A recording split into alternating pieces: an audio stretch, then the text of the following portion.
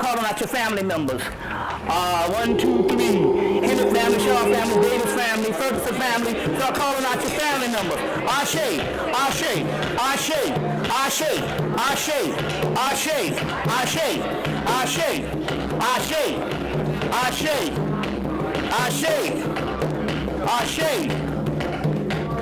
Okay. We're going to do the 50-year anniversary this year of Billie Holiday, Ashe. We want to do the 30-year anniversary of Minnie Riperton, the passing of Minnie Riperton. The 10-year anniversary of Curtis Mayfield. We want to also welcome this brother to the fold because he taught white folks how to dance. The 30-year anniversary of Van McCoy, the dude let's see some other people that passed. Oh yeah, we're dealing with anniversaries, so we're doing it in a sequence of, 59, 69, 79, you see what I'm saying, 89. We're dealing with a sequence to line it up with the whole Michael also passing. You see what I'm saying, huh? Oh, is it their anniversary? 50 years, right. This is an eerie one. This is the 50-year anniversary passing, believe it or not, of Errol Flynn. He died at 50, swashbuckler. It's almost, if you look at Errol Flynn's movies, Michael Jackson with the Moonwalker and stuff like that, dying at 50, these are how these particular cycles go, and it's very, and there was another brother that died in 1959 was Prayers. And what's my man named, the saxophone player? Lester Young. We're going to put this brother down. Lester Young. We need to find somebody from 69 that died. It'll come to me.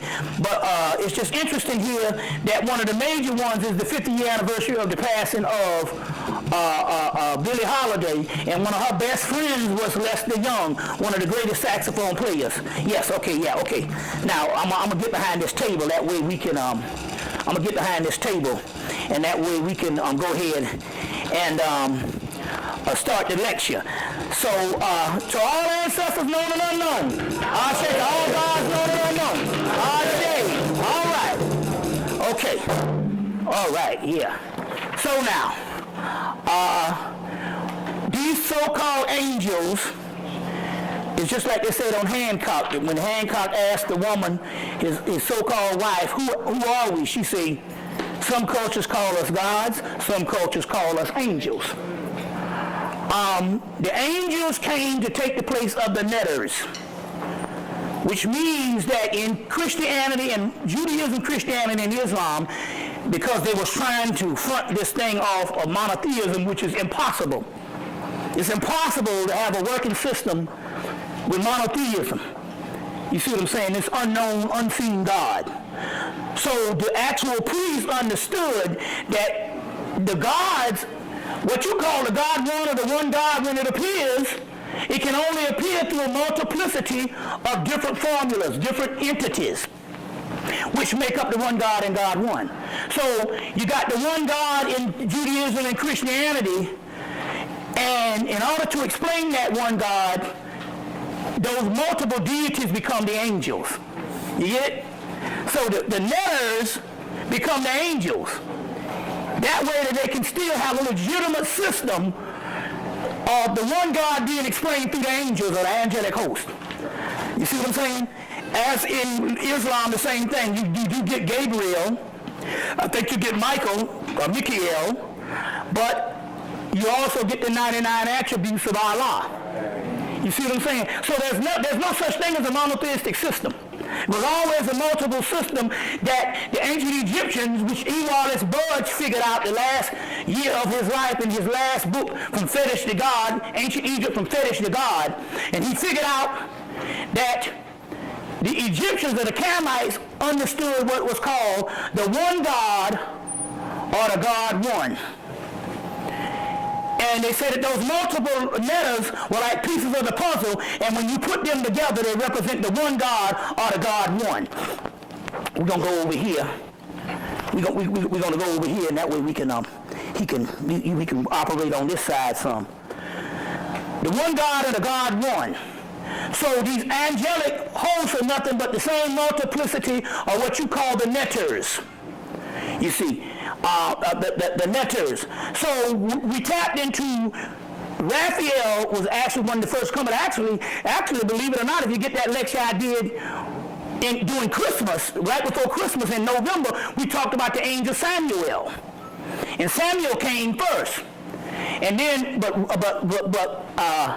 what we call Raphael came through, and this started this whole host of this angelic host, and they told us, well, look, we're gonna go somewhere to give to spread a certain wealth or a certain stability through the land. So they told us to go out on Roswell Road, way out to these white folks, and pick up a check, an angelic check. You see what I'm saying? To pick up an angelic check. So we picked up this check. Then they told us to go to a certain bookstore. See if I can find this right quick. A certain bookstore and pick up a certain book that would, let's see if I can find this right quick, that would give us these angelic names. These angelic names. The name of the book is called Angel Signs. This is the book called Angel Signs by Albert Haldane and Samia Soraya. So you can go on the internet and look up this angel signs, and what it is each person on their birthday has an angel. We'll give you out these also when we're talking about this stimulus check. So what you're supposed to do is get this check, a $2,500 check. Well, it's not $2,500 at one time, because when we ask the spirits, see what we're dealing with now is this. The first maybe 10 years of my research was to have to come with all this research. And then since 2000, it's been a live and active dialogue with the spirit world. So you never really saw me with really a whole lot of things based on money. I never was a person, that came with a whole lot of things like that. And the only reason why I'm doing it now is for the simple fact here, I waited around to deal with what white folks do. Deal with what works. If it don't work, white folks don't mess with it. We're the only one to be dealing with shit that don't work. For years. You know what I'm saying? Don't work. Be outmoded and stuff. You go to the temples and stuff, and you know what I'm saying? The doors fall off the hinges, and they're still saying the same stuff that they said in the 1960s. See what I'm saying? And all, So when this came, and by this coming from the angels, the angelic hosts, I said, angelic hosts, but I said, wait a minute now, I'm going to put my name on this thing, and we need to be sure this shit is going to work. And they were like, okay, this is the deal. This is the deal. We said, we need to know the amount to give the people that could work. Well, they said, well, since this is a reoccurring thing, they settled upon $2,500. $2,500.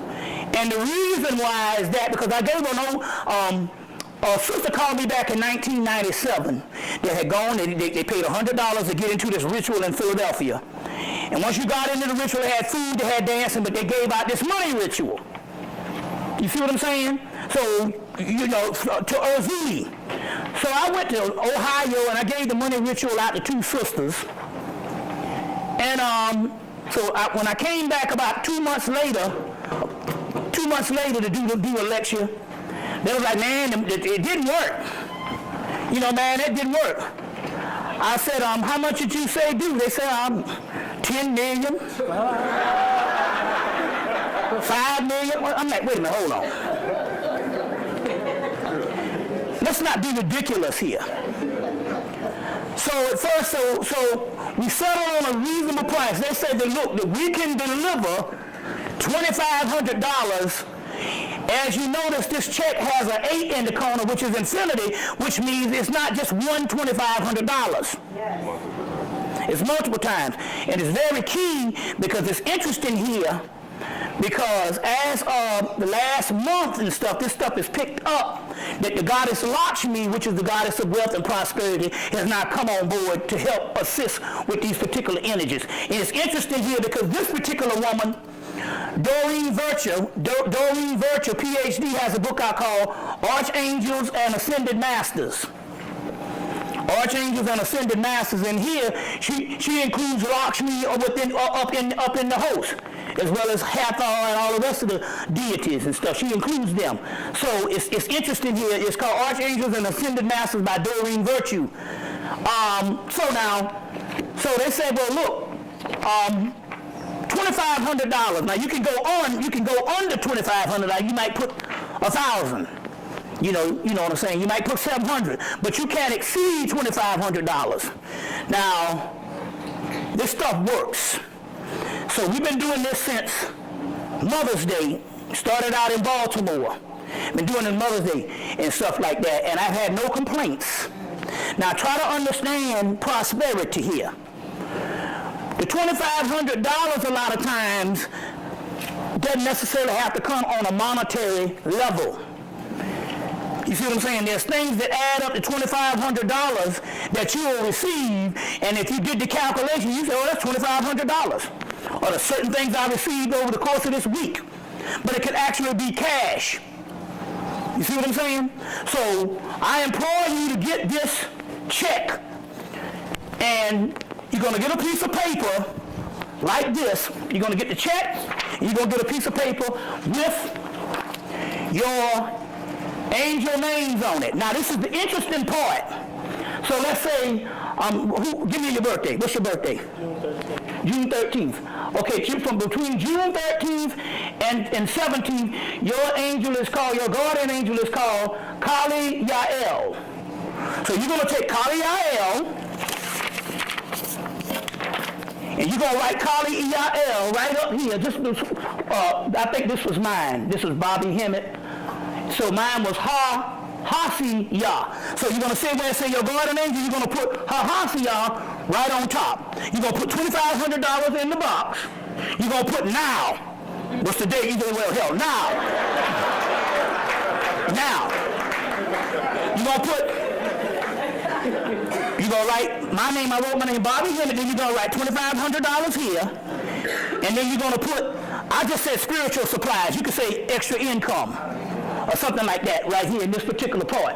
But this is how you're going to fill this check out. But the key here is you're going to have to get this piece of paper and find out what your guardian angel is. Now, the beautiful part about this is what we're dealing with here is pure ancestral energy. Because when these particular people came out with this book, now this is interesting here because some people say, well, hell, I want the book. So they go on Amazon.com and order the book. And the book came out in 2000. One sister, I ordered the book cost me $1. And it cost me more to ship it than the book cost. So I had to pay down there $3 for shipping it. It cost me, so you want to go and get this book called Angel Signs by Albert Haldane, Haldane, and Samia Soraya, Simahseriyaa. Or you can go on the website. You've done it? Have you done it? Go on the website and look up your stuff on the website with this?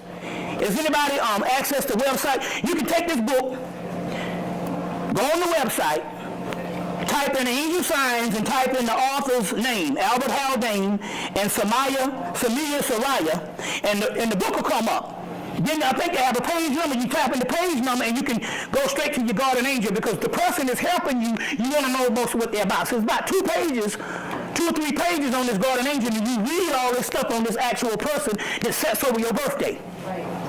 You see what I'm saying? So you can go online and do it, or you can try to, if you want to order the book, you can order the book. It's still in print, or you can go on Amazon.com and get it for real cheap. Because this book has been out about 9 years, so that's the good part about that. So you're going to get these things for the angelic stimulus package. Now,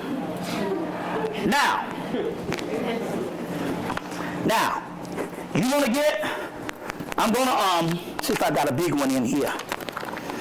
You're also going to get, now don't sleep on this now. Anytime somebody going to bring you $2,500 for $5. That's pretty good. But what you want to do, you also want to get what is called a magical 8. Now this 8 is $5 for this 8. Now this is real magical. Take this 8 and put it in your wallet or put it in your purse. And put this in your wallet or your purse. And when you go out and spend money, money will come right back to you. So you're going to get the 8, you're going to get the check. You're going to put this money in your wallet, and the money will, this 8, and the money will come right back to you. Because the 8 is also infinity like this. Now one sister went and, now don't be greedy, one sister went and put 2 8s in her damn wallet. That's 16, that ain't 8. That's damn 16. You see what I'm saying? So this is the magical system on how that works. So that's going to be 5. That's going to be 5. That's going to be 5. So then for $25, you want to get this. You see, so we talking the package is $35, but for you that don't have that, you need to get the check of the 8. But some of you want to get the whole package. You want to get this. This is the purple healing disc. The purple healing disc. It's a disc. Now this is interesting here because this disc, one brother bought the disc from Trenton, New Jersey, and he gave it to another brother who could see, and the brother said, I see a whole bunch of angels lined up around the disc. Now this is a healing disc. Now you can bear witness to this, because Shabazz, right? Yeah, it's been doing wonders. This disc, right after Raphael came, he also made it available from a sister named Cabrina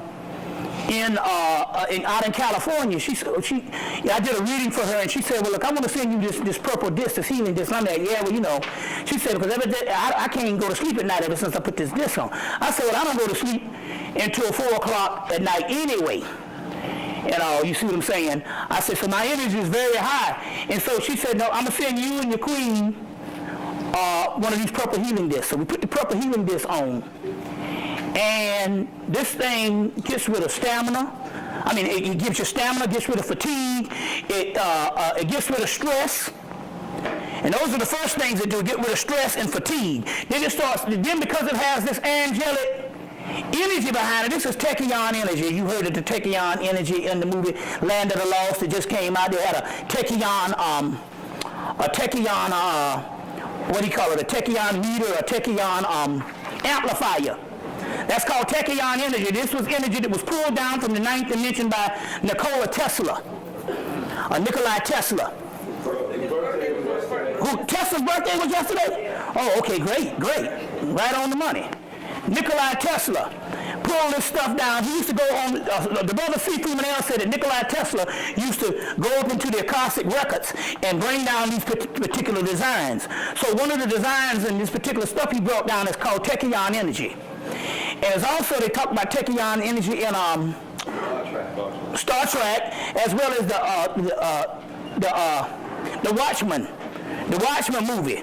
They talk about the tachyon energy. So anyway, but what the brother saw in New Jersey, he saw a whole bunch of angels around there. Gabriel, Raphael, Michael, Uriel. You see what I'm saying?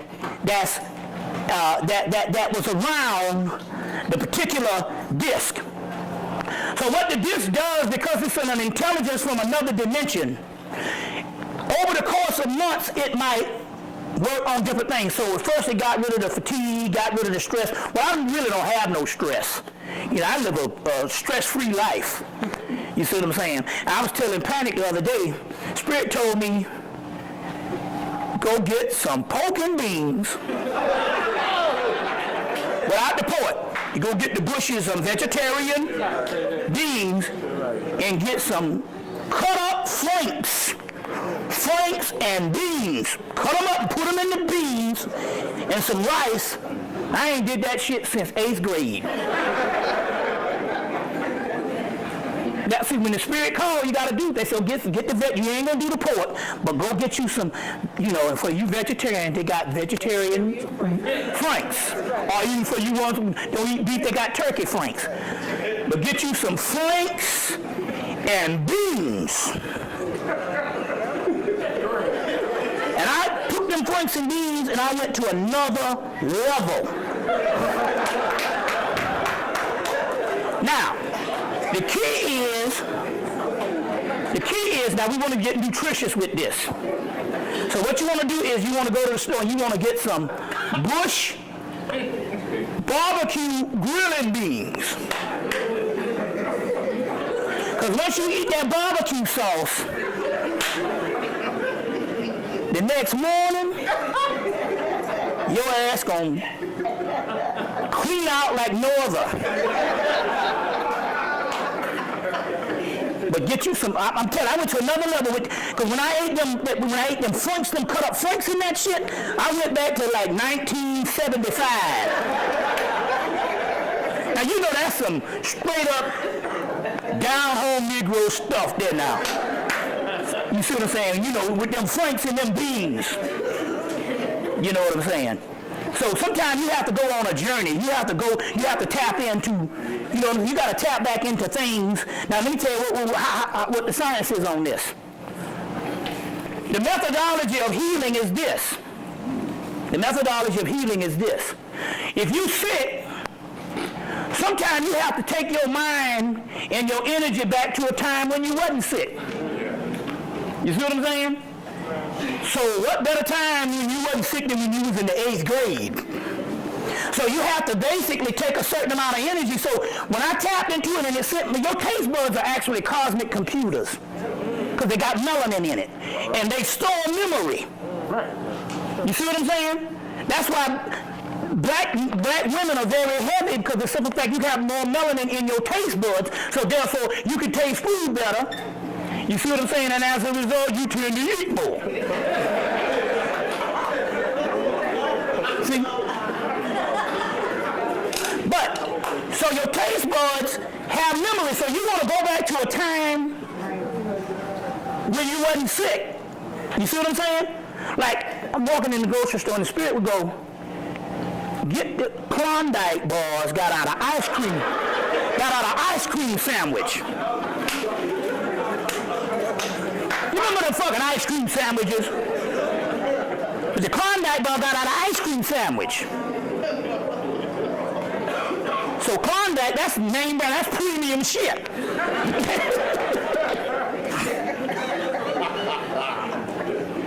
See, I know there's a whole benefit of health, but there's also some soul stuff. And you got to tap into that soul stuff. When you go to that, you don't go to the shrink. But when you go to the shrink, the first thing the shrink says is you got to get back to that inner child. And you got to deal with that inner child. Because that's where it all went wrong. Michael Jackson can tell you about that. All right? So I went in the store 2 weeks ago, and I got a Klondike bar ice cream sandwich. And I bit into it and went to another realm. You see. Now, but I'm never really sick because the simple fact I never have no stress. You see what I'm saying? I never have no stress. You see what I'm saying and all, So this particular disc, you see, so after the stress goes, the fatigue, and all this type of stuff, then it starts. You stop eating. And stuff like that. You know what I'm saying? Or if you eat, if you eat 1 or 2 bites, you can barely finish the meal. You see them barely finish the meal, so you stop eating. And you stay up all night, or whether you have this, there's all kind of things happen. And different things happen to different people. But at this particular time, because this dimension is open, we're gonna go, this thing is going to go all the way up to this Michael Jackson stuff, because that was a gateway. It was a gateway called Farron. Remember Farrah Fawcett died there early that morning? That was a gateway that opened. You see what I'm saying? And Mike slipped on through too.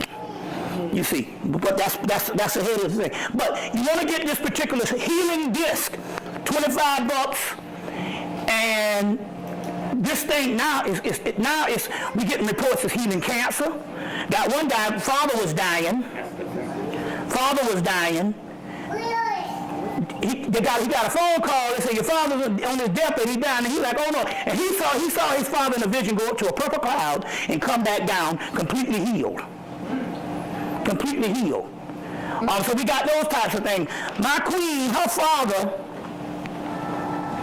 couldn't even button his shirt. He's like 81. He couldn't even button his doggone shirt.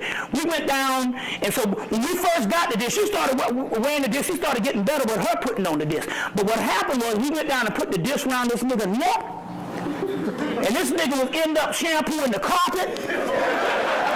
All kinds at 80. You see what I'm saying? At 80, this thing is actually working. You see, it's actually working. So there's a symbiotic relationship with the disc, the check, and the 8. You see what I'm saying? Now that's the angelic stimulus package. You see what I'm saying? Then we come to find out that healing angel is on that wall. Remember, one of the sisters we took this angel down. A sister had about a week to live or 2 weeks to live, put it on there, and her cancer went into remission.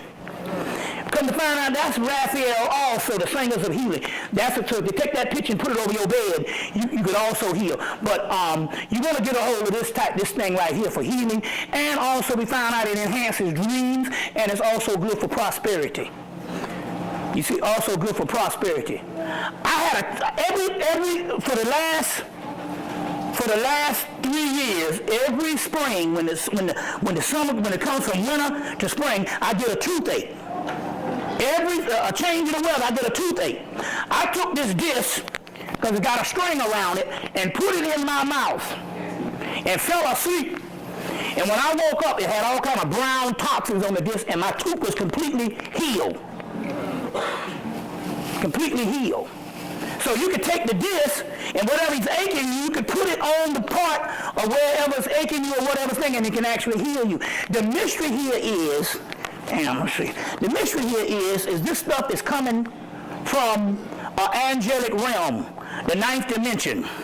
So, the ninth dimension. So we're dealing with some stuff that we're dealing with technology where these particular realms are merging together. And on those realms, there is no sickness.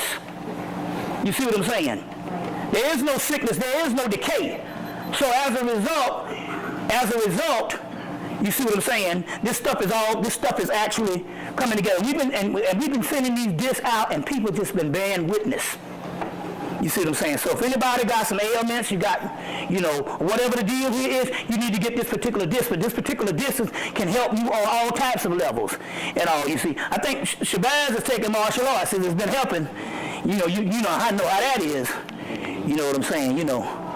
When Bruce Lee was out, I think between 1973, between Enter the Dragon, and by the end of the night, I think I got kicked in the nuts about 9 times.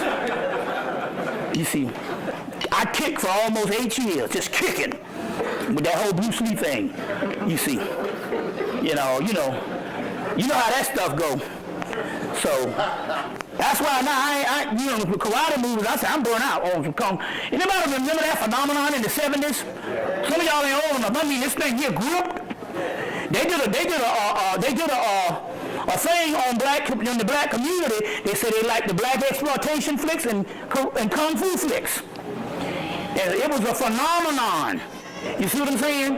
And also, some people are into it now, but I got a burnout, because like I said, for about 8 years, that's all I did was just kicked. Kicked.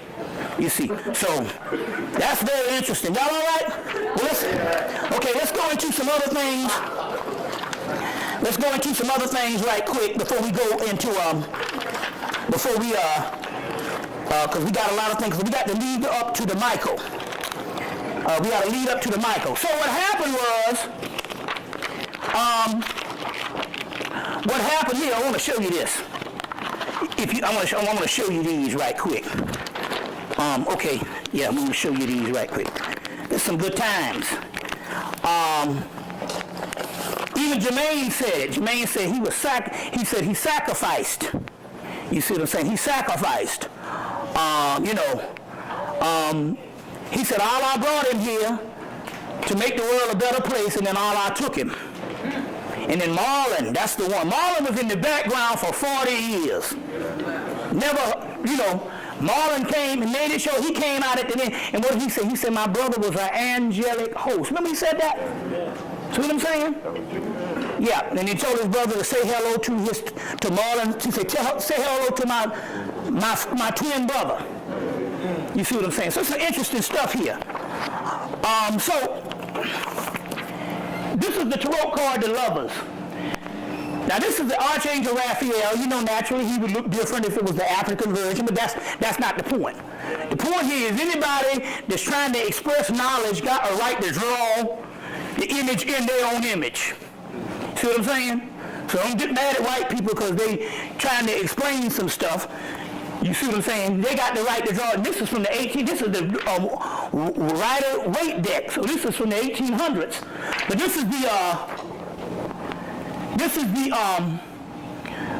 Lovers card.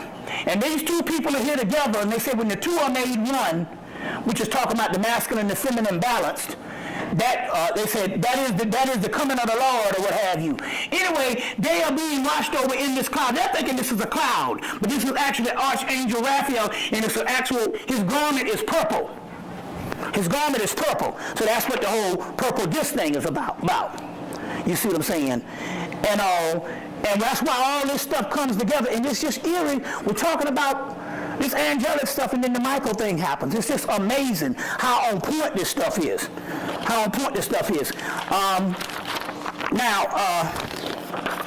This is one of the posters I have. Michael, Aniel, Raphael, Gabriel, Cassiel, Samiel, Sachiel, and Uriel is in the middle. Now you want to get a movie called Gabriel. It came out last year, and in the movie is about these angels that come down to the planet. Now this stuff is taken off of actual accounts of what happened in the spiritual life. Anybody heard of a medium book called The Spirits Book? Anybody know the name of that book? It's a book called, it's been out for years.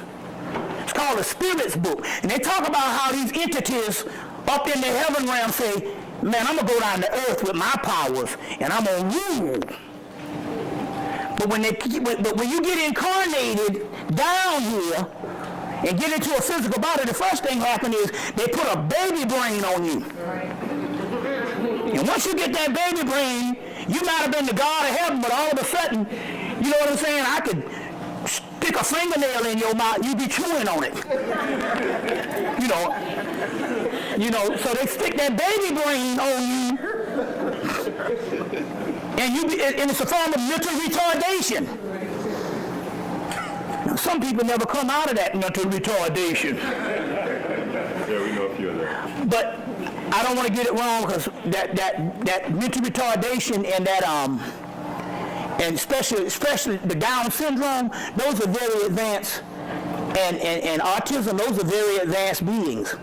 Because those babies can see the spirit worlds, and they're in between two worlds. That's why they be laughing sometimes, and they be talking to spirits. You understand what I'm saying? But nevertheless, they put that baby brain on your ass, and between you coming to this world, you forget all that, you forget that you are God, and next thing you know, you out there, you know what I'm saying, smoking some crack, or you know what I'm saying?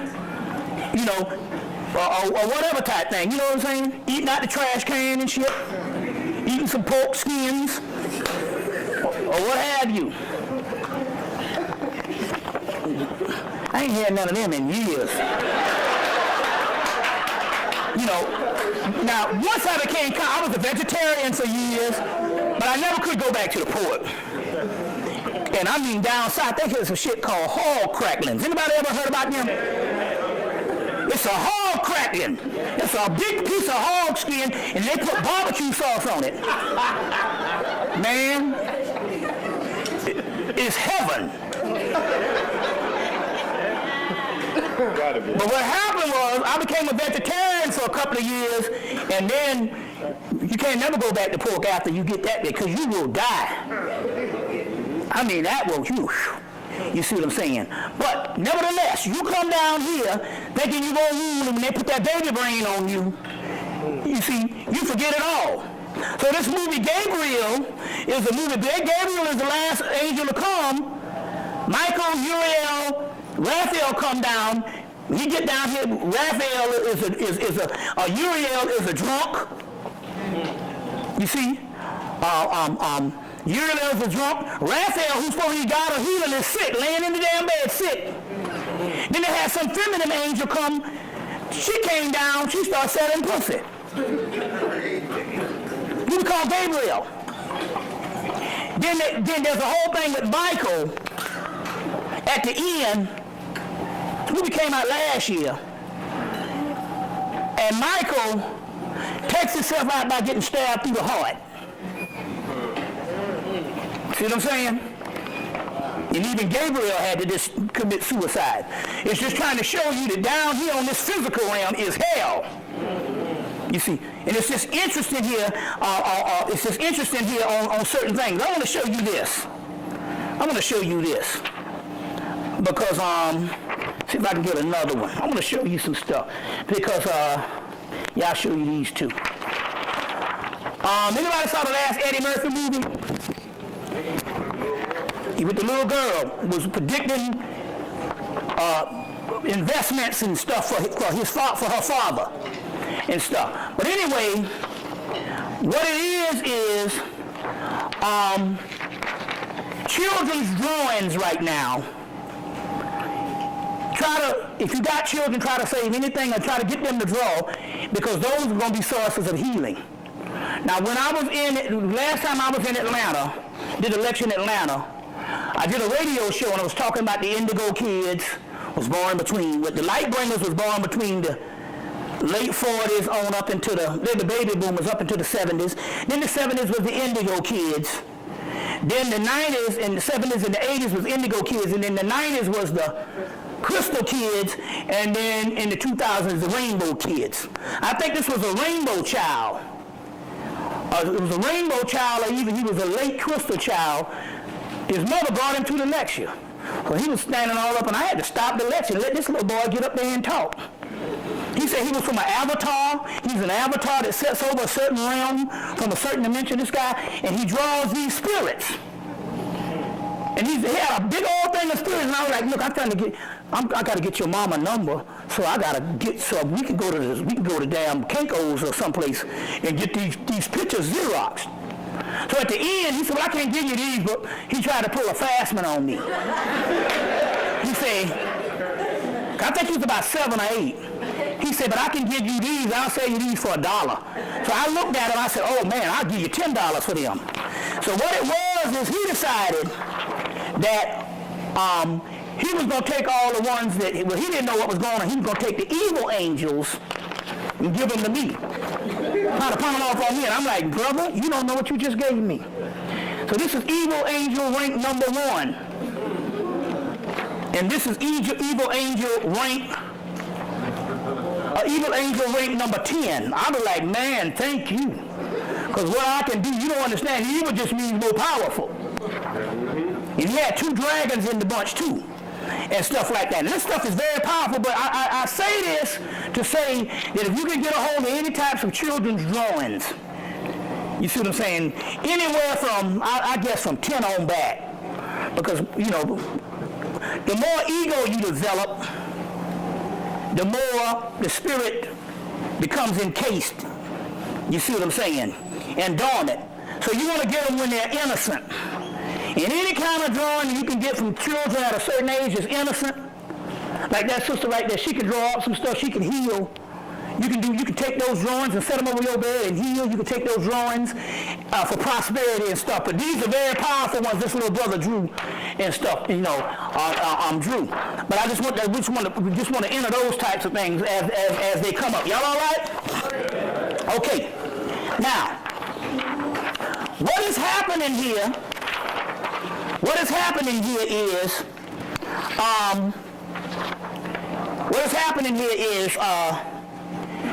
these are things that's been coming around from an odyssey that lasted the last 10 years, and basically we had to go through a whole group of what you call the dark side entities. You heard me talk about all the dark side entities. And the dark side entities is just basically entities that had to be raised up. So the more we talked about them between 1998 and the mid-2000s, the more and more those particular spirits ascended. You see what I'm saying? Now, the light side entities were entities that was around during the creation of this particular universe or this particular solar system. About 13 billion years. The dark side were the parents of the light side that was overthrown and cast down and became humans. And so the light side basically lorded over this particular creation for the last so many umpteen million years or billion years, while the human side or the dark side or the underworld side regenerated their energies and sifted out a flaw that made them fall in the first place, a flaw of degeneration. And so basically the human bodies were cooking vessels to recorrect and to perfect, you see what I'm saying, the coming of the heaven realm. So these were two opposing forces of a family fight. So as the knowledge of this so-called dark side, demons, or what have you, got sifted out and put in this right perspective to understand that the fallen angels are those ones that were humans. You see, the Olympian deities in one mythology overthrew the Titans, burnt the Titans up, took the Titans' blood, made humans out of it. In Babylonia, Tiamat was overthrown, the great dragon, the great mother. Her body was used to make the earth. Her husband Kingu, that's where the word king comes from, his blood was used to make humans. You see, so a part of those Olympian deities were your Orishas, forms of your netters and stuff like that, and all. And so as a result, we had a little family fight going on in the first of 2000 between the Olympian deities, the Orishas, and the Palos, which is Congo spirits, which was part of them was the so-called dark side or underworld deities. What these are formulas battling for supremacy. And as of 2007, they had a truce. And that particular truce that happened, no matter what deities you talk about in whatever traditions, they all became as one. So it was more than fitting that the archangels, or Michael, cast out Satan out of heaven. You see what I'm saying? The archangels, which they give you the family fight, where they cast these particular ones out and went against Azazel in the book of Enoch. I think my man got a copy out there, the R.H. Charles book of Enoch. Those particular angels, because they were a part of that whole concept of that particular day side and this dark side rising up, and there's this truce, and the truce meant that in the heaven realms there is no dissension, there is no opposites, it's all one now. It's been one now. It probably was one long before 2007 and stuff. It's just that they got in contact with me in 2007. You see what I'm saying? But as a result, some of the last to come through was the archangels, Michael, Gabriel, Raphael, Uriel, and they were some of the last to come through as of this last March. One of the chief ones, which is interesting here, now this one, he was always on our side. This is Metatron, so this is a later representation. This is Metatron, which is also pronounced Medura-Atan. We now know that this was a Moorish angel. This is one of the ones that the Moors venerated, so disregard this rendition. This is McGregor Mather's drawing of a European aspect of that. But this is Metatron. We'll go into him in a few minutes. And Metatron, Medulla-Atan, and there's a book out on him, is one of the chief angels. He's one of the chief angels. Now Metatron, ironically, came to me in 1993. In 1993. And he came to Carlos Santana, Metatron, in 1995. Carlos Santana, Metatron came through and said, look, there's some things that used to happen to you in Mexico. You need to tell the world. It was basically these white guys used to go down to Mexico and molest Mexican boys. When Carlos Santana, in the 50s or something, when Carlos Santana was a little boy. So he said, or in the late 40s or what have you, he said, well, if you tell the people this story, I will make you number one. Now, Carlos Santana's music was in the 70s. How can you become number one? That means you have to have music that's going to be bought by generations that don't remember you, because the people who buy, the buying people that buy music is 18 to 25. So he told the story about these guys who come down and molest these Mexican children, and Metatron hooked him up. He came out with Supernatural, and it stayed number one for damn near a year. So this is this Metatron, which is also called Medulla-Atan. Medulla-Atan. This Metatron, a particular figure. Now, y'all all right? Yeah. Okay. Huh? El Shaddai is also one of those particular figures also. It's one of those particular figures also. But I want to show you something else too. I want to show you something else and stuff. Trying to cover as much as I can. You see what I'm saying? Because we still got this Michael thing we got to deal with. Then we go. But before we do it, we're gonna go on a break, and y'all gonna buy y'all checks, so y'all can get paid. This is a payday. This is a payday. Last time, this particular, in February, a brother and sister came to the house. They wanted to do a sit-down lecture with me.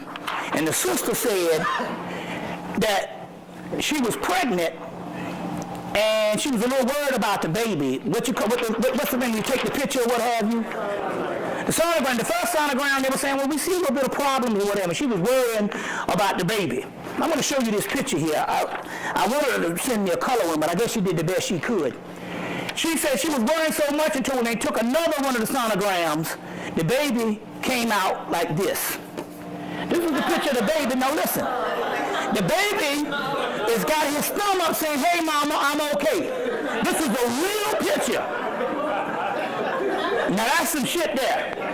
To let you know the mama-daughter relationship where she's worrying, and so the next one, the baby came out with that. I told you, you got to send me one of those. So they went and she went and they got it. It's in black and white, but it doesn't matter, because the one that she showed me was in color, but it doesn't matter. This is good enough. I just want to show this, to put this up to let you know, to bear witness of the actual power. Y'all all right? To bear witness of the actual power. This is an entity that also came through in March. This was a fragment. I should have made some posters of this. This is a fragment. This is the god Akhenaten, the Ethiopian. Let me get that right. Hold on, I had it right the first time. Akhenaten, the Ethiopian. This is a fragment. This is a ritual fragment, and this is an actual ritual of this ancient Ethiopian deity called Akhenaten. He's and I think it has a connection with Akhenaten, although this is years before.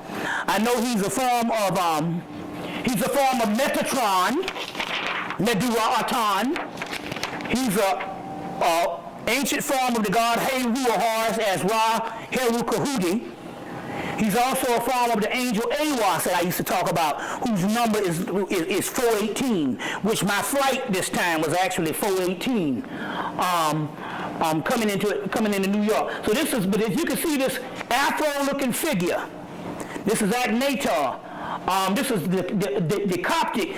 Now, this is maybe a later drawing that they drew in Coptic Egypt. But nevertheless, this is at the Coptic Museum.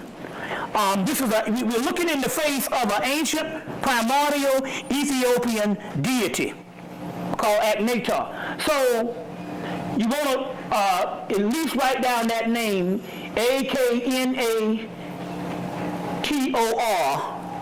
and call upon that particular deity. I would suggest, especially this July 23rd, which is also the African New Year. The African New Year of July 23rd. You see what I'm saying? I think Michael gonna cut up on July 23rd also. So, but I wanted to give you some stuff on various research that we're still dealing with. Here's another picture of the god Hari Hara, and as you can see, this particular one is still an early form of the Fez, of the Fez. Still an early form of the Fez. And this is a very interesting picture. Y'all all right? Okay. This is a very interesting picture. This is the goddess Mamiwata, but it's also the goddess Yeminya. And when I was in Detroit, and this is what you need to do sometime. I was in Detroit, and so we went by the headquarters of the New Wabian headquarters. And they just sit around now and they do all types of mathematics. They do all types of Moorish law. They do a variation of things, because they're trying to come up from the laws of Dr. York. And so we were sitting around. This was in Detroit. I started telling these stories. Anybody was here the last time I told a story about Milton Leggett? Anybody remember this? Yeah. About Milton Leggett? I'll tell it again, but I'll tell you a new one today to offshoot that. So we got to telling these stories, and I said, if we documented miraculous things that happen in our family, and we're just people that's not trained, or it's not in our culture these days to talk about mystical, miraculous events because we get ostracized by our family members in the neighborhood. You see what I'm saying? So all this mystical stuff that happened in our lives, and I'm quite sure there's a lot of it, goes under the radar. We just don't discuss it. So that day we decided to start discussing these mystical, let me get some water, these mystical things that happen to us. And so we went around the room, and I told him a story about Milton Leggett, but we'll go back in there. But I told him a story about a Negro named Greg Smith that graduated with my brother. He's a year older than me, but we were all hanging together because me and my three brothers, we were only a year apart. So Greg Smith graduated high school, was supposed to go to college on a basketball scholarship, but he used to come up to New York in the summer and sell pocketbooks with one of his uncles. When he got back home at the end of the summer, they took his scholarship and gave it to somebody. So he went to a local college down in South Carolina, Francis Marion. Then the next year he went into the Army. Went and brought him a brand new Buick Regal. And so his mother lived up in Washington, D.C. So he decided that he was going to go to Washington, D.C. to see his mother in his brand new Buick Regal. Now we're in South Carolina, and we're only 20 miles from my place. The town I'm from, Mullins, is 20 miles. It's 20 miles from Dillon, and Dillon is after Dillon you cross the South Carolina border. So we're only like 20 miles from the South Carolina border. And if anybody ever sees these road signs on 95, you see these big old signs say south of the border. Anybody see those big signs? Well, the place where I'm from is only 20 miles from where those big signs, Mullins. Half the niggas in Mullins and Dillon worked at that south of the border. And you see these south of the border signs from all the way from Philadelphia going all the way down 95. When you get to south of the border, it ain't nothing but some shit. South of the border is ridiculous. Like a fireworks shop. So, you get there, be like, what the hell is going on? South of the border don't have nothing. So what happened was, This guy, Greg Smith, decided he was going to go. He got his brand new Buick Regal. He was about 19 or 20 at the time. He's decided he's going to go up and see his mother in Washington, D.C. Now, if anybody ever traveled 95, you know that part of your trip, the longest part of your trip is getting through North Carolina. For some reason, North Carolina don't look big on the map, but it's a huge state. You get through North Carolina, Virginia, you can knock that out, D.C., New York, whatever. But North Carolina, that's the one you got to get through. That's hours of driving. So, for some reason, this cat, Greg Smith, falls asleep right out the south of the border. That's the big Mexican signs. He falls asleep from the south of the border state line, wakes up in some small town 3 hours later. This Negro drove 3 hours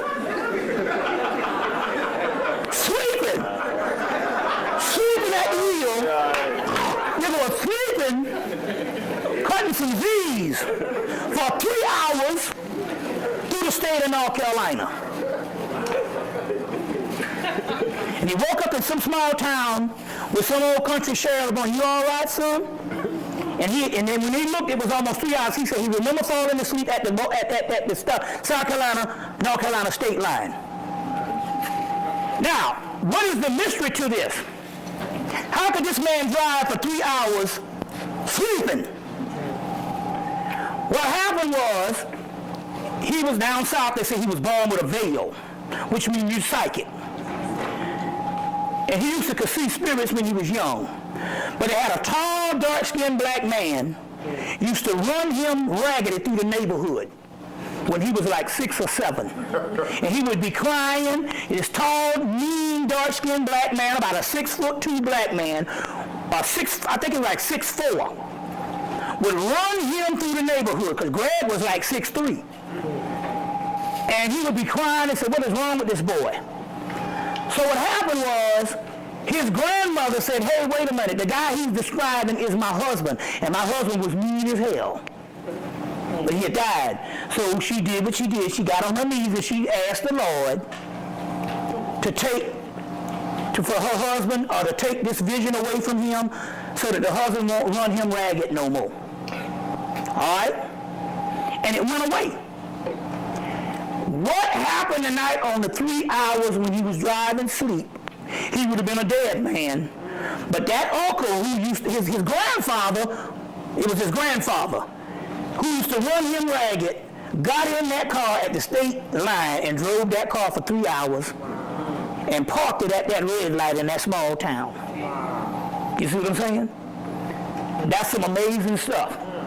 Same thing happened with Stevie Wonder when he got in a car wreck and North Carolina was dying and some entities came through and operated on him to save him in North Carolina.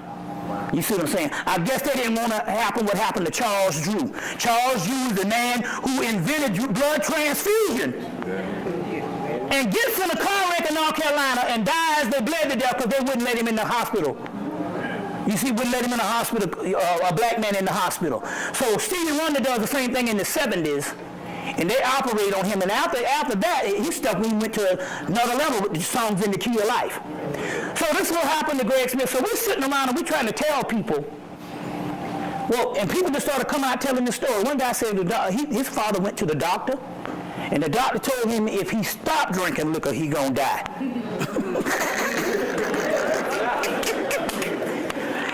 And so they was having these miraculous stories. So the brother who had brought me up to lecture got all excited and decided he's going to tell me the story outside when we going home that night. I'm like, "Why you didn't tell that to the people?"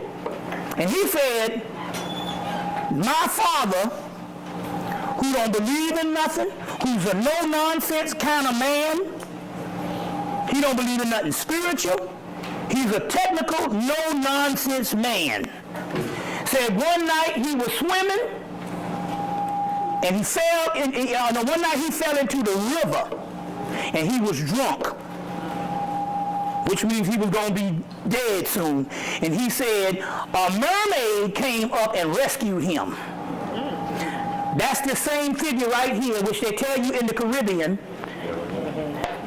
of this mermaid. She comes up, Cyrene.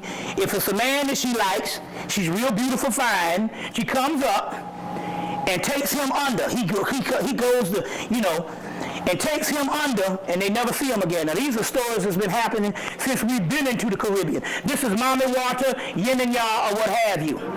You see what I'm saying? Or what have you. We're talking about that type of energy, but we got these accounts all over the Caribbean of this beautiful mermaid. So, this one I wanted to put on a picture, and sometimes when things happen, and you're not able to get things done, it's because the spirits don't want you to get them done. I was going to put this one on a picture, but the caption said that this particular entity kills men. And I said, no, I don't want to put this one on a picture. We mess around and y'all get all messed up. Now, how many women want to meet your soulmate? Raise your hand. I mean, look, it's the number one thing with women is love. How many women want to meet your soulmate? All right, then. Okay. All right. Remember the last time I was here? I want to put this stuff out here because we need to. When I was here, now what you can do, because I forgot to do it, you can come up, if you buy the disc, they'll have my phone number on the disc, but you can come up if you want to do this and get in contact with me, and I'm going to send you a DVD of this woman. Let me see if I can find a picture of her. I talked about her the last time, but there's more information has come out about her and a group of people down in Australia. But a group of people down in Australia, let's see if I can get a picture of her. Her name is Deborah Gray. And let's see if I get a picture of her right quick. And she is a witch in Australia, and she sets over a whole area of witches in Australia. Now, we found out more information because when they first came, they told me that this woman's lineage goes all the way back to Kemet. But although she looks like this, she's the top witch in Australia. Looks are deceiving. Now I'm going to show you something here, and we got more information on this. Anybody go get the movie Australia? Anybody saw the movie Australia? You want to get the movie Australia, but you also want to get a movie called Rabbit Proof Fence. Rabbit Proof Fence. And in this movie, it talks about how the Australians took the Aborigines, and they'll take these Aborigines and go down and get the Aborigine girls and these boys, mainly the girls, and they would take them and they would put them with, they would take them and they would put them with other mulattoes, and they would take a lighter mulatto and put it with another mulatto, and take another mulatto and put it with another mulatto until they graft them out to look white. But you can't get that Negro gene up out of your ass. That's called contamination. Contaminated blood. That's that melanin. And a lot of people here, there's more people here as a part of the Negro family on this planet than what we realize, that's not a part of the Negro family. Okay. This is the same woman. She was a 1981 Playboy centerfold for Australian Playboy. So apparently when I heard, when we contacted her in the spirit realm, she's still living. And she said, and the spirit realm said, well, she could trace her lineage back to Kemet. And then this movie comes out, Australia, but you want to get the one called Rabbit-Proof Fence. You want to get that one where they really go into the breeding process. Then you find out they got 100,000 witches and Wiccan and magical people in Australia and all, but they got a black lineage because they amalgamated family lines within the Aborigine people. You see what I'm saying? So it's a whole lot of stuff going on. It's explained partly in Australia movie, the one that came out last year with Nicole Kidman. But the one you want to get where they go into the whole breeding process is the Rabbit-Proof Fence. But nevertheless, this woman has out a tape called Wish Upon a Spell. Now what you can do, you can get my number when we go on the break if you all want a soulmate. And she got a ritual on there on how you get your soulmate. It works. So I just want to put that out there as an exhibit that say, if you want your soulmate, there's ways to do it because it's hard out here, for you sisters. Because they got over 1 million black men in jail now. Rough. Huh? And 1 million plus. 1 million plus, right. And I'm be honest with you, I used to be like, y'all can find some brothers. Look, I live in one of the most progressive cities in the country, Atlanta, the richest black people in the world, and they got Negroes down there that's uninhabitable. Yeah.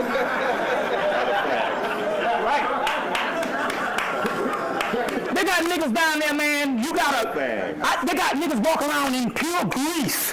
Black sleep, look like they got on black leather clothes and it's pure grease.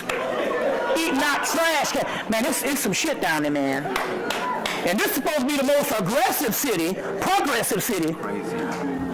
You see what I'm saying? I remember when I came up to New York in 99, there was like, in 98 I came up, the women were saying, do you have a job?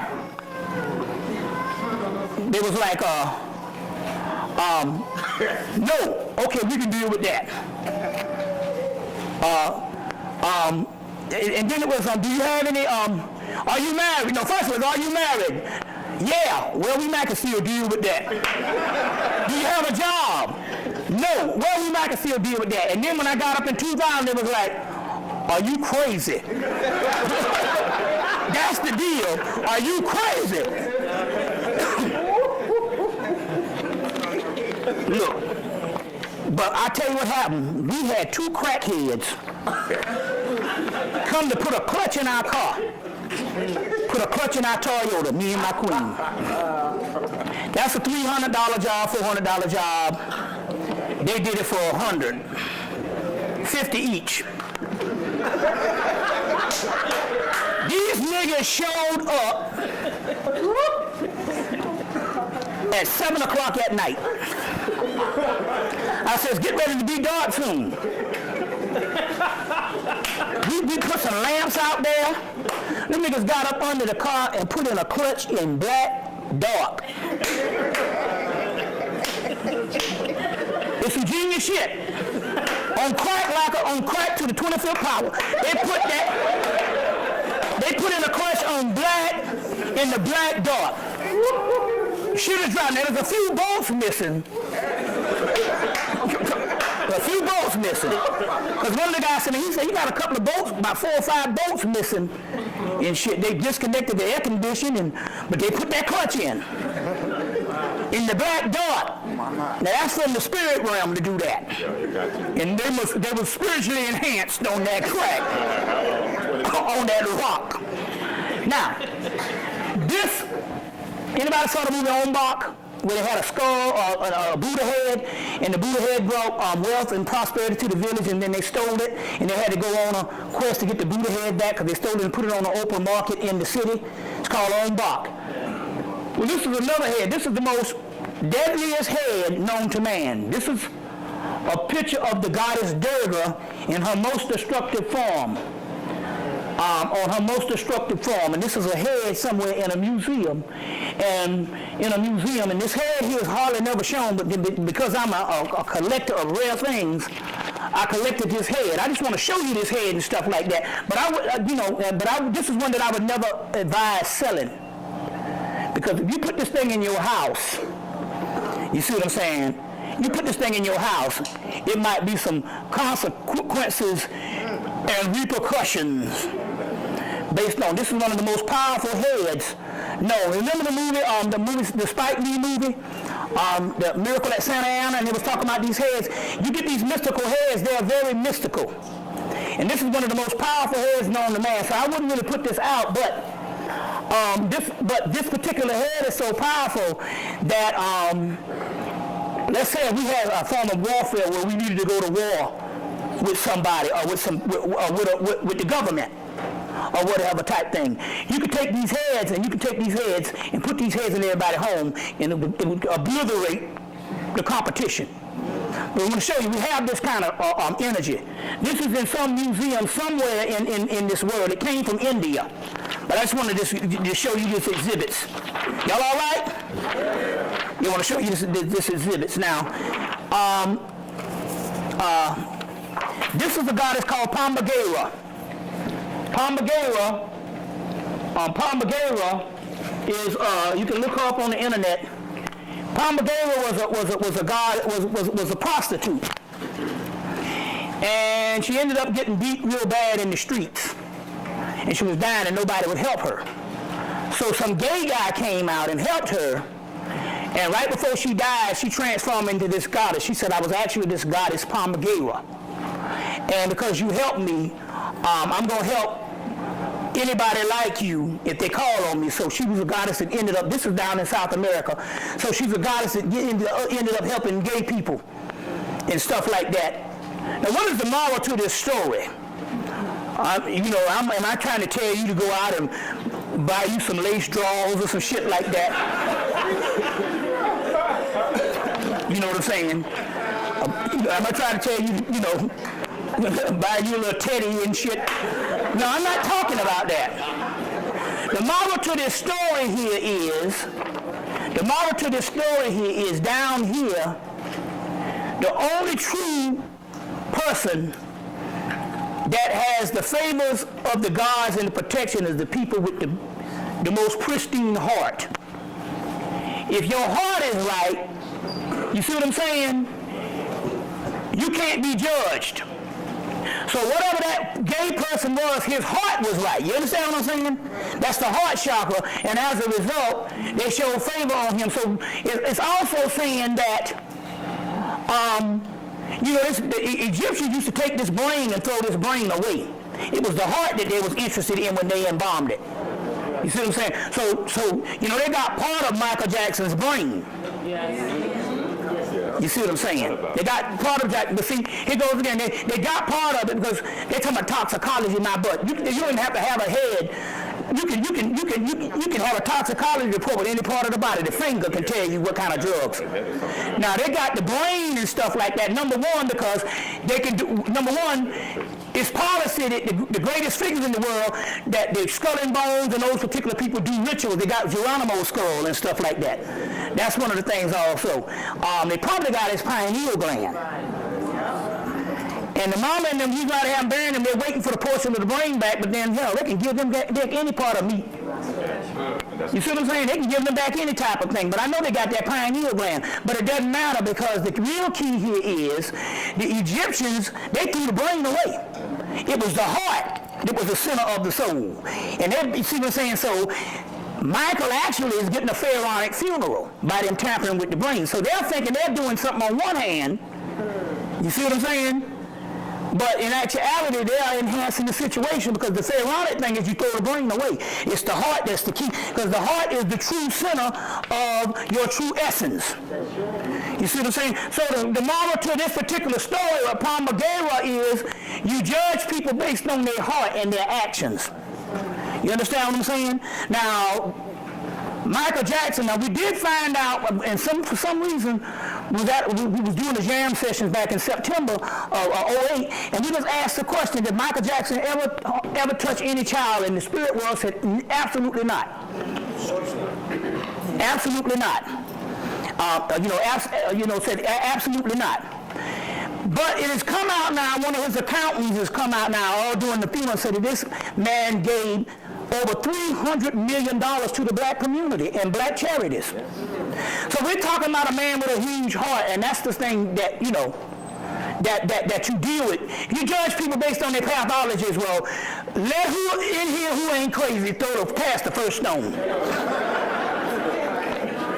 See what I'm saying? When he changed his nose and changed himself white, I'm like, what would you do had you had a damn $1 billion? Hello. Spend it or something. You see what I'm saying? You might have got an electric ass warmer. You see what I'm saying? You see? Whatever, you don't know what you might have. You know what I'm saying? He just shit in his crazy means, but what would you do? You see what I'm saying? So it's just, you know, what would you do? Y'all all right? Okay, going right along. So anyway, going back, to this angelic stuff, these particular deities, these angelic deities, and I'll show you what's going on.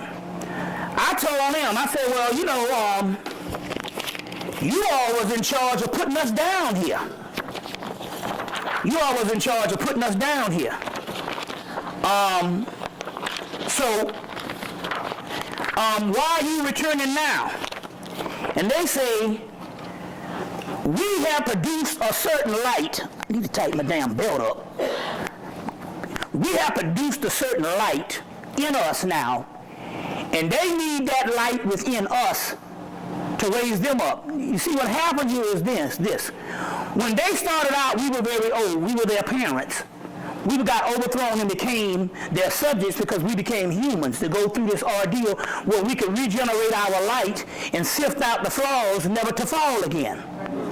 Now, our children, which is these angels, are very old. And because we have this new light, they need to mold with us to get that particular energy. Because it's all one now. There is no dissension.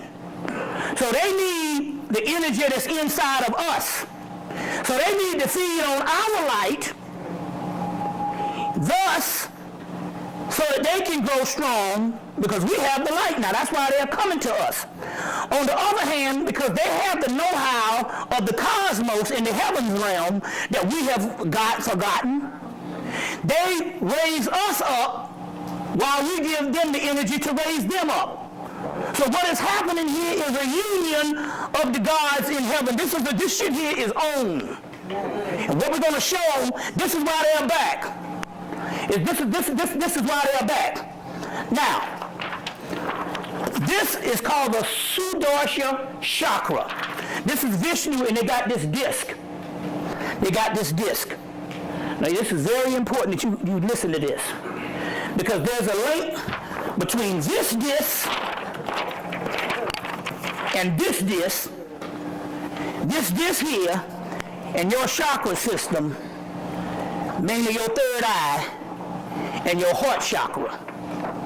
This is called a Sudarsha chakra. Now, this is a disc that lives up in the sky. Let me get this book, this is Indian mythology. Let me get some glasses and shit too. Hold on 1 minute. Let me get some glasses. I got about 4 pair up in here. And all. This is Vishnu. It's called a Sudarsha chakra. Now, let me break this down to you. Y'all all right? I'm going to break this down to you so you can understand what we up against. This is all connected. Now, like I said, those angels are they're back now. And what they did, they sent this disc. They sent this disc.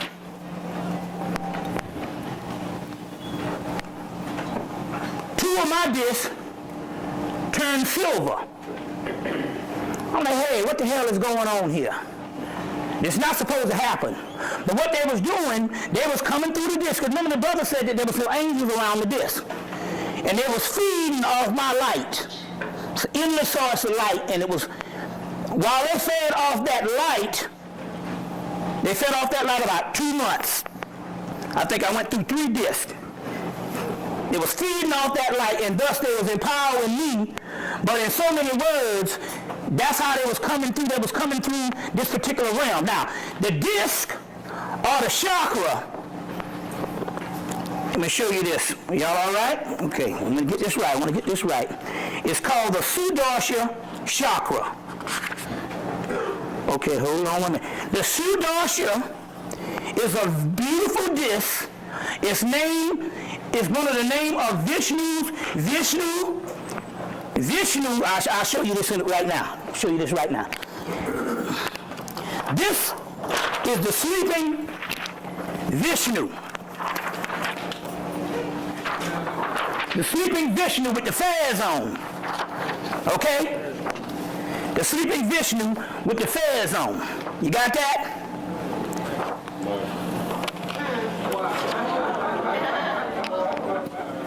There's a connection.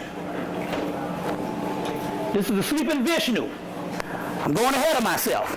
All right? Just want to show you that. That's for the micro portion. All right. This thing is not in vain. So, this chakra, I want to get this right. Let me read this again. It's all connected. Michael was the fountainhead of this thing. We're going to go into this. Y'all just bear with me. Everything is everything. You see, everything is everything. Look, when I heard they got his brain, the first thing I said here is, they're gonna try to get that spirit. Now, they tried to get James Brown. Remember they had the James Brown body was up for a month? They was trying to get that spirit.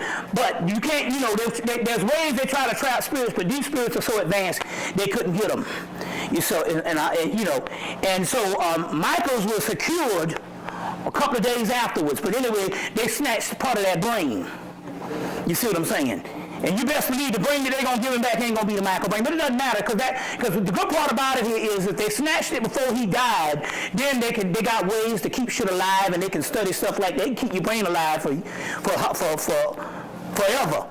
But he died, and one of the reasons why that's spiritual, because once you die, the spirits come in and neutralize that brain, and none of that shit works. It's like melanin. You can't do nothing with it once it leaves the body. It changes. So they neutralize it and stuff. So they just got just a piece of meat. You see what I'm saying? They just might have got some Oscar Mayer bologna. You see what I'm saying? The Sudarsha is beautiful to see. The name of Vishnu's weapon and Diska. Now I'm going to connect this stuff up. I'm really going to connect this stuff up right here. You leave it on the most important part. Whoever that is, man, I'm going to connect this thing up. The Sudarsha's weapon or discus is a discus that lives in the sky and has the form of a wheel which by rotation comes back to Vishnu's hand. It is a very sharp edge which can slice off the head of demons and biggest mountains, but also spray fire in sparks and blast beams and lightning so that it can burn down entire cities, which with the aim of an elephant trunk, Vishnu aims repeatedly at enemies' armies and fells the demons in battle and ordered by thousands that he throws it at, cutting and burning at the same time. So what this disc is this. Let me explain what this is. This is going to break down the age-old mystery of what UFOs is about. What's that, brother? No, it just brought back a memory of the flying guillotine. The flying guillotine, that's a part of it, yeah. Part of it. The Kung Fu movies is made off of mythology. Now, let me explain what this thing is. I don't know, I think Clemson Brown was at the Slave Theater when I so boldly announced that there was going to be a UFO going to show up over the Slave Theater. Who else? Anybody remember this, or anybody was around at that time? Okay, so I announced that there was going to be a UFO that showed up over the Slave Theater. Now, this is when it was over here on Nostrum, right? Fulton. Yeah, on Fulton. So anybody knows that if I come to the slave theater and announce there's a UFO gonna come, and ET don't show up, it means that I would never be able to dart New York again, and my career, which started in 1992, this was only 2 years later. This was in the fall of 1994. As a matter of fact, I think Clemson Brown had me to come up. I was staying in his house. And I told the people in the slave theater that when they walk out there tonight, a UFO going to appear over the slave theater. Now, if it hadn't happened, you would be knowing me now, this nigga came up to New York and said, a UFO going to appear and ain't shit happened. I would be, you talk about a nigga for 40 years. Okay? But what happened was, we got outside at the end, and about maybe 10 minutes passed, I started sweating a little bit, getting a little nervous. And then all of a sudden, a little star-like thing came beeping and pulled up right over the slave theater and stopped there.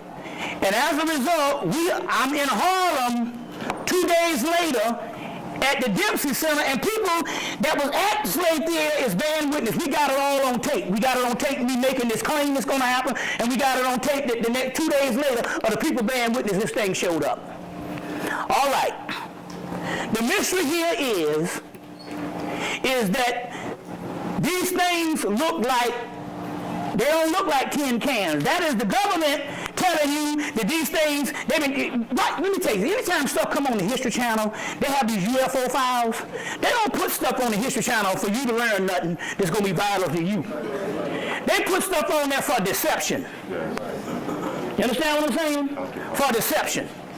So they got these UFO files and this UFO stuff always on the History Channel, and it's always a history of physical UFOs. But physical UFOs were made by the United States government, the Germans, or what have you, from Area 51, from 1947 on into now. So any kind of, they don't even run them no more. They get them up until 2004. No, up until 94. But physical UFOs is a project, end up around airplanes built at Area 51, and they were built for the express missions to throw you off on spiritual things you see in the skies that look like stars. Every man, every woman is a star, the book of the law. They look like stars, and you just got to know what to look for. Now, this is the beautiful part about that. There are some things out there that look like stars. Now, they got these rotating colors. So in 1971, the United States government made the airlines put colored lights on the airplanes to camouflage these rotating colors. Now, the first time I saw one of these things, it was my mama that showed it to me. My mama was a school teacher, but she was a computer machine. I think that's where I get my stuff from. I realized who I got it from. I got it from my mother. My mother was a genius. She was a computer machine. You ask her anything. My mother was so bad, you can go up and ask my mama anything, and she would tell us. You see, that's how bad she was. And I'm going to tell you, if you got a superior mama, you can't lose. If you got a superior mama, you can write your ticket. So the reason why I'm who I am today, because my mama was a fucking genius. We would just go and ask her, hey mama, so-and-so, and she would tell us shit. And so there was a show came on in 1973 called UFOs, a syndicated show. And she said, yeah, UFOs. And she took us out in the backyard and said, there go one right there. And and so when I started talking about this stuff years later, and I was doing my lectures, and I came home, my mom like, shit, nigga, I'm the first one that showed you one of them. Back at night, I said, oh, you sure right. So she said, we could pull up beside the house, in the field beside the house. I'm like, oh, you right. Okay, now, what had happened in about a couple of months after I started lecturing, this ball of light would follow me all around. So I got to be used to this particular ship. Now, the mystery here is Now I'm going to get ready to break another mystery to you in a few minutes. And it took me up until January to finally figure this thing out, or either the end of last year. But I'm going to break this to you. The mystery here is how I was able to produce the ship over the slave theater. Well, first of all, me and Clemson Brown had gone out to a sister named Chakras house that lived in Coney Island. And she was a psychic. So she was asking a question. So I told her, I was asking her a question. So I asked her, I say, can you tell the ship to show up tonight over the slave theater, yes or no? And she said, they said, we'll be there. Now, I wasn't stupid. I wasn't going to go and say in the slave theater and chance the shit and E.T. don't show. She said, they say, we'll be there. So that's when I got on the thing, said, there's going to be one pulling up. Now, this is the great mystery. This is the great mystery. Now, this is some sublime stuff. This is when you break mysteries. Now, y'all listen to this. Because it took me years to figure this out. Because I've been noticing this particular ship since 1992, a little bit right after I started lecturing. And it has followed me all over ever since, until one night I was at the bus stop. This one we didn't have no car. And I was at the bus stop, and the ship was hovering over the shit, and I was like, well, hell, you ain't got to take me to Sirius, but you at least can take my ass to Cascade Road where I live. You know. And then it disappeared for about 2-3 years. I never saw it no more until 2000. And I said, damn, was y'all mad at me when I said to you or something like that? They was like, no, we just cloaked ourselves. We was always there. We just cloaked ourselves. But I got mad and said, fuck it, you can take me home. Now I'm going to show the science on this thing, because and the shit act like it got an attitude and disappeared for about 3-4 years. Now watch the science on this. Because I finally figured this science out here about the end of last year. It took me all these years, almost 16, 17 years to figure this out. Now check this out. I'm looking at this thing, and I figured it out. That what I've been seeing all those years is actually me. And I am a projection of it. When C.3. Monero died, the first thing he came back, he said, we are not local. We are someplace else. Now you hear what I'm just saying? That on what I was actually seeing at that object, that was me. I'm a projection of it. So guess what? Every last person in here got a little ball of light out there that is you. And you are a projection of it. So if you understand that you're out there and you're not here, you shouldn't have no problem controlling your life down here now, because you got the power, because you understand this is only a projection. Right. If I control a projection, I can control my life down here. Right. You get where I'm coming from? Yeah. Everybody in here gotta just find out what it is. They say we will not look up at the skies. It's prophesied in the Hermetic text that we will not divine the skies as the ancients did. And you can't do it no way with all this damn pollution in this high-ass buildings up here. You take your ass out to Long Island some damn well. You see, y'all probably ain't never seen no skies. If I'm in Atlanta and I can see skies, but when I go to South Carolina in Mullins, it's almost like going to a planetarium. So you need to ride out somewhere where it's dark. You see what I'm saying? And see what's out there. Now, so the point I'm trying to make here is this. This disc here is all connected. It's all connected.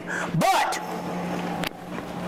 you are not actually here. The Kabbalah calls it 10 luminous emanations. An emanation means you're emanating from someplace else.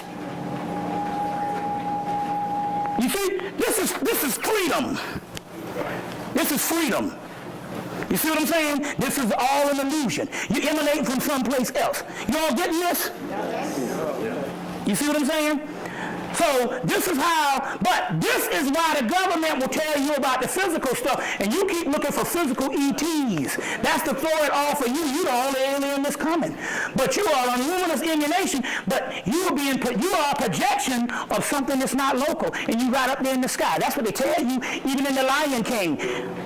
As above, So below, they say, but when your ancestors go, they become a star in the sky. Every man, every woman is a star. The soul, solar, sun. S-O-N-S-U-N, same thing. It's a luminous emanation, but it's this Sudarsha chakra. It's an emanation. I was coming back from Charlotte, and they had ice on the road. I did a lecture in February, and they had ice on the road, and the brother came down on a big-ass Lexus. And we drove from Charlotte to Atlanta, and it was ice, and we was going to get stuck in the ice. And I took that disc and beamed it on the damn road, and the road cleared up, and we rode 2 hours into Atlanta with completely dry road and snow on the Outer Banks. That's the kind of energy, but I realized I just got you talking about this in Charlotte. You got 5 minutes, and we're going to do this, and then that's when you want to break? Yeah. Ask him, yeah. Okay, got 5 minutes. That's when you want to break in 5. We're going to break in 5 minutes? what time is it now? Oh, I don't know. Huh? 5:30. Is all right with y'all if we take a break and come back? Yeah, but we're going to do it in 5 minutes after this. 5 minutes. So it's 10 luminous emanations. And that's what this is. This is the chakra system. And as you can see, you got Michael, Haniel, Raphael, Camiel, Zadkiel, Sandafon, Gabriel. These particular angelic hosts is inside of you. They're in your chakras. That's why they had to come back.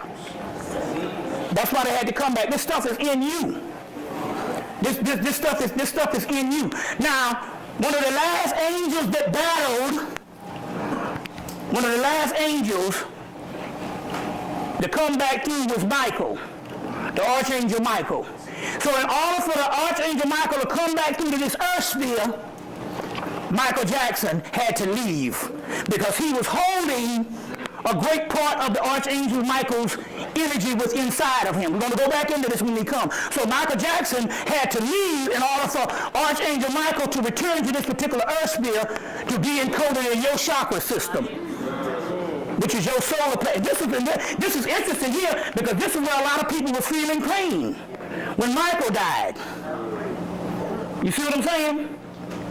You see, was feeling pain when Michael died.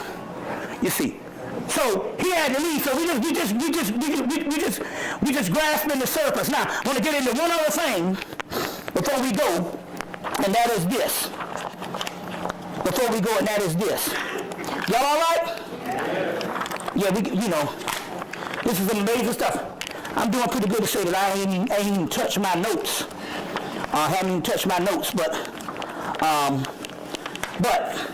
you remember I talked about this the last time, and I had the top hat on? Baron Samedi.